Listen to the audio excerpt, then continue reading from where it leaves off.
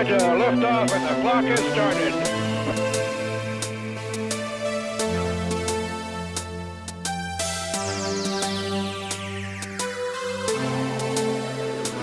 Godspeed.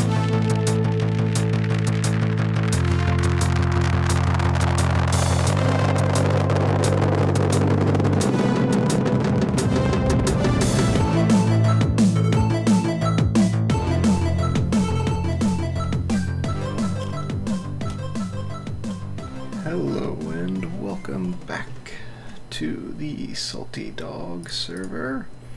As you can see, we're once again back at our house, and I am standing on the beginnings of our deck, and we are going to be working on that today.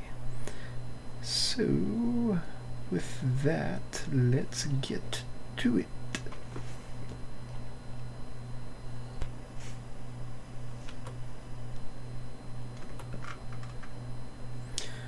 Alright, so what we're going to do is we're going to work on this deck for a little bit, and while we're doing that, we're going to do a little bit of talking. In the last episode, I talked a little bit about myself and about Jeeps mostly. And in all of that, I forgot to mention that I do have a fourth vehicle that I use for daily driving and as a kind of reliable vehicle for when the Jeeps are not running, which happens more than I care to admit. But this fourth vehicle is a Subaru WRX, which it's a 2016. I lease it. I do not own it. I did not buy it because when I got it, or when I decided to get it, it was because my Cherokee had sprung a leak in the oil department to the tune of a quart every 10 miles, and I didn't want to drive it anymore because I was going through oil, like leaving puddles everywhere, leaving trails everywhere. It's like I can't drive around like this. So in a matter of a week, I decided to get a lease vehicle and bought one, or well, leased one, got it. So thanks to my brother, who is a Subaru dealer, so made that job relatively painless. Alright, so we got the kind of basic deck area. This is kind of what I was thinking for size of a deck. Thinking this tree has to be at least trimmed. I want to try to walk my way down to this side, but I picked it up because of that fact that I needed a vehicle in short term, and I decided on the WRX as a kind of sporty, fun vehicle that I will be able to drive and enjoy in the 3 years I'm going to be leasing it. And that was the decision I came to, and fortunately I guess, because I didn't buy it, but in the following year, since I first started leasing it, I don't really care for it. It's not that it's a bad car, because by no means is it a bad car. It's just not the kind of car that I enjoy. And maybe that's because it's reliable. I'm not entirely sure. There's something in my head that I think it lacks personality. And I know that seems kind of a strange reason to not like a car, but if a car doesn't have a personality, it becomes just kind of a tool. Oh, that was less than ideal. Hi. So, I'm down here now. Dang skeletons. But it becomes more of a tool than a vehicle that you care about. It's just, well, I need this to get from point A to point B. And that's what that WRX has become. It's, well, I need to get there, so I'll just take the WRX, and I can't really enjoy it. And the main part of why I can't enjoy it is that it's too fast for its own good. And I feel like that's going to be a common problem I'm going to run into with any modern car. Like, modern cars have just gotten too fast. It's okay, I have this vehicle. The Subaru, I think, has a top speed of like 155 limited or something. I don't know. I haven't got close to that because it's too fast for legal driving. You can't legally go that fast, and I don't particularly care to track a WRX. I would rather have something that's rear-wheel drive and something that's a little more enjoyable. The WRX is going to have a lot of understeer, and if a car wants to make me angry, it has to be really understeery. That drives me nuts. I can't stand it. There's nothing more infuriating than turning the wheel and having it go straight. Drives me crazy. So, I'm glad I leased it to find out that I don't like it. But I'm also kind of sad because that means I got another 2 years with this Subaru that I'm not particularly keen on. And why I brought all this up was because even though I have 2 years left, I've started to consider what I'm gonna get after the lease is up. And right now, I think I'm kind of defeating the purpose because I'm considering old vehicles. Particularly a original Mini Cooper is something I'm considering as this kind of reliable driver that I can fall back on and use when I can't drive the Jeeps, or I don't want to drive the Jeeps, for like if the roads are salty or something like that. So I think I'm kind of going the wrong direction. Oh god, I was holding shift, I swear. Good thing I cut this path, because I had a feeling I was going to need it again. So, but I think that's the direction I'm going to keep looking, because I just don't see any modern cars that I'm going to really enjoy. The one that I can think of possibly is the Subaru BRZ or the Toyota GT86. Seems like it would be alright car. The only issue I have with it is it's ugly. It seems like it would be the right choice for me, but it is terribly ugly. And another option, well, was an option, but that kind of changed, was the Renault Alpine A110, or actually I think it was just, the new one's just called the Renault Alpine. because something that I'll probably talk about later, my obsession with that car.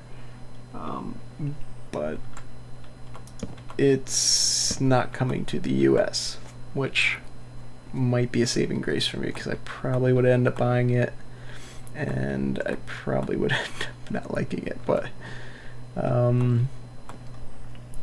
so I don't know, I'm gonna keep searching, but if you guys have any ideas of fun, reliable cars that I could look into possibly acquiring in the 2 years time when my Subaru lease is up, because I'll tell you one thing, there's no way in hell I'm buying it because I do not enjoy it. It's a good car, but it's just boring, and it just doesn't do it for me. Alright, so I think this is where the path is going to split. I'm going to go continue this way, and I'm also going to go across and start heading down this way. So let's make a little platform here, too wide.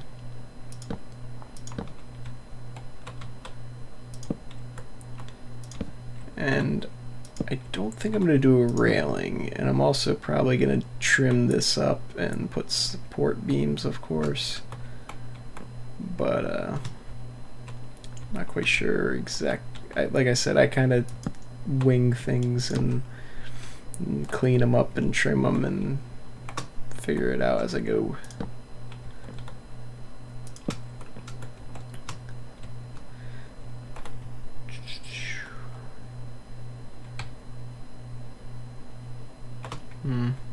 I probably should put some light in here with my lone torch.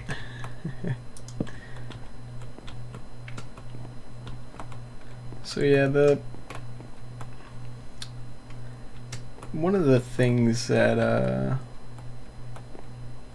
kind of was surprised by, because I like I said, I bought this car in a severe rush. Like I was like, I need this like now, or I need this yesterday.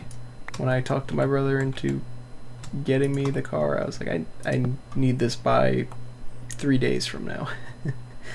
And so I didn't have a whole lot of time to do research and figure out which car is best for me. It was just, I need a car. And one of the things that I was shocked by was the transmission in the Subaru. And when I initially test drove it, I didn't think anything of it, because before I started driving the Subaru, I only had very limited experience driving a manual transmission, which the WRX is. And when I say very limited, I taught myself on a Mazda Miata that my mom owns. And when I say taught myself, I spent maybe a week driving it to and from work, which is only a 6-mile drive, so I didn't get a whole lot of seat time. And then after that short period of time of driving that, I had the CJ, which is a manual transmission, but comparing, like, driving that and comparing it to a manual, a modern transmission is pointless. There's no comparison. The CJ is a 3-speed manual transmission. There's no synchros in first gear, so who's shoot? I don't have the health to be shot. There's no synchros in first gear, so you can't downshift into first gear. You can go from first to second, and then second to third, and third to second. You cannot go from second to first, because there is no synchros, so it's not something you can do. And it is also a kind of a short like I said, it's geared like a tractor. So you go from first to second in like I think like 8 to 10 miles per hour is when you shift from first to second, and then second to third is maybe around 20 miles per hour, and then third takes you from 20 miles per hour the rest of the way. So you get a lot of usage at a third. You shift from first, so if you go from a standstill, you go from first to second to third, and then you stay in third for the rest of until you come to a hill or you have to slow down. There's not a whole lot of shifting involved. There's definitely no shifting in the sixth gear to save gas. And also you have to kind of be you're programmed to kind of constantly be aware of what gear you're in and your speed and stuff like that, because the CJ, especially second gear, you don't want to be in second gear going downhill, because the second gear is notorious for popping out of gear going downhill. So you got to be ready for that if you are in second gear, it popping out of gear at any moment. And so it's a completely different driving experience, and it's hard to compare anything modern to that. So I didn't really have any basis to compare that transmission to, so it felt like I was like, well, maybe I'll get used to it in time when I first got the Subaru, and I just haven't got used to it.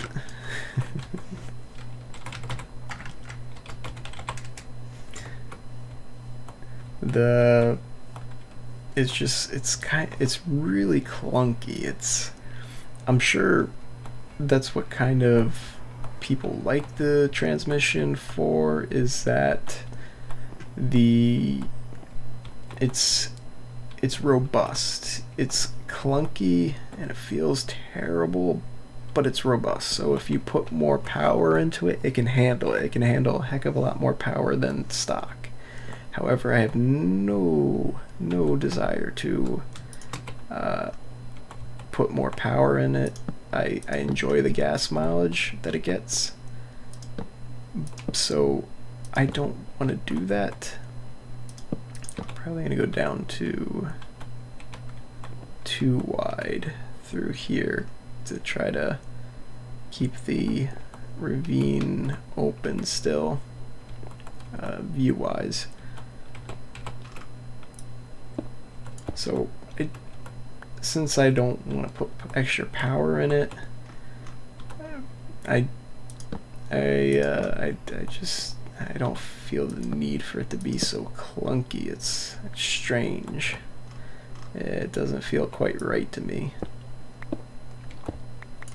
And just some minimal terraforming here to accommodate for following the path.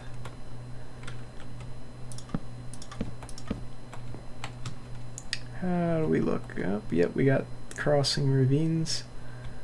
I think what I'll do is I'll wrap this around to here, and that'll probably be the end of this path for now, and I'll start taking this one down. Let me make some more torches. And that is a habit from watching Dr. Brian Lorgon 111, who does who's the creator of Minecraft Bingo. It's just a force of habit now. I just so stuck in my head that I can't make torches without saying it. Typically. So I got something else going on in my brain, which is a lot of the time.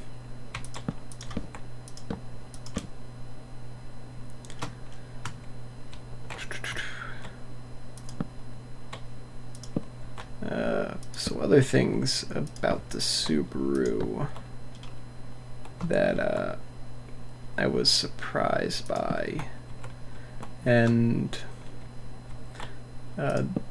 this is all on me.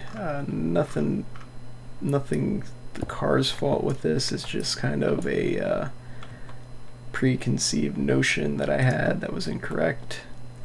But I was also surprised by the lack of winter performance out of the Subaru, and that was 99% from the fact that from the factory it comes with summer tires, and being that it is a leased car, I had no desire to spend $400 or however much it was going to be, probably closer to $500 to $600 on snow tires on a car that I won't own long enough to use those snow tires, because you put them on for winter and then you take them back off, and I know that it would be just a waste of money.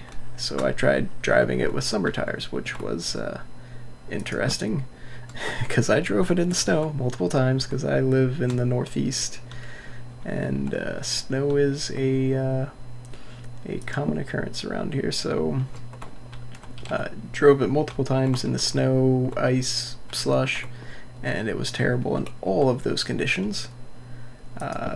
You had to turn off traction control completely to make it even remotely drivable, because otherwise it was an understeering mess going into a turn, and you couldn't apply power to kind of correct any slides or anything. So, and even when you could apply power, you couldn't really do a whole lot with that because the tires had no traction, so you just spin the tires. And then I did figure out by like the second snowstorm that if I just ignore the or like kind of, how do I put it, ignore the wear and tear on the vehicle, and whenever I felt the front end start to push going around a corner, I would rip on the handbrake and just wait until the back end tried to overtake the front end, and then drop the handbrake and stand on the throttle and pull out of it. And I probably looked like a a-hole when I was doing it, but it kept me from crashing. So I was okay with it. Sometimes you gotta do what you gotta do. And that was the best way, just when I could feel it, because I have trouble driving like slow in the snow. Like, and when I say slow, I mean like what it would be a safe speed for driving the Subaru in those conditions, which is probably somewhere between like 15 and 25 miles per hour. I'd probably feel safe, but I prefer to do the speed limit at least. And that would make things a bit hairy, which is why I would end up having to use the handbrake like I did. But yeah, overall just a bit surprised by that. I didn't expect it to be that terrible, and I was a bit shocked that it from the factory leaves with summer tires. I know it's a performance vehicle, but it's a all-wheel drive Subaru. I kind of expected at least all seasons, but I guess that's just what they since they market it as a performance car, they value the performance aspect of it in the summer, and they probably expect people to buy it more. Oh, I'm dead. Well, I'm not dead. I'm dead. No. No. No. Bad. Zombie. Alright. Well, this is not good. Oh, shift key failed me again. I need my iron axe so I can dispatch of people quickly. Alright, oh god, I hear a baby. That's the last thing I want to see right now. So I think that kind of sums up the fourth and final vehicle I own currently, or I drive currently, the Subaru. It's disappointing. That's the only way I can put it. Just, it's a good car that just lacks what you desire, what I desired in the car. It doesn't have personality. It doesn't have any kind of thrills to it other than, you know, the sheer speed you can go through turns is cool. It's something you can enjoy. It definitely handles pretty darn good. It's just you gotta be going like lose your license kind of speeds to really enjoy the car, and I just don't want to do that. I quite like my Jeeps. Like, I can drive my Cherokee like a sports car. The body rolls and it scares the crap out of anyone who isn't me that knows the limits of it, because I know exactly how far I can take that Jeep without going too far. And I can push that Jeep around corners. I can really thrash it and have a good time and not break the speed limit, which is fantastic. So I think that's my main issue with it, is like all the car's personality and fun is at speeds where you can't actually do it without risking your own life along with other people's lives. It's just not worth it. And I think with that, I may have enough footage. If not, this is gonna be it for a recording session for me. But if I have enough for an episode, I would like to thank you for watching, and hopefully I don't die, because I came close a couple times today. I need a steady food supply, that's for sure. Maybe that'll be what I work on in the next episode, is take a break from building and swap over to maybe expanding my farm and getting a little bit smarter about staying alive in this world. So thank you for watching, and I will hopefully see you next time. Bye bye.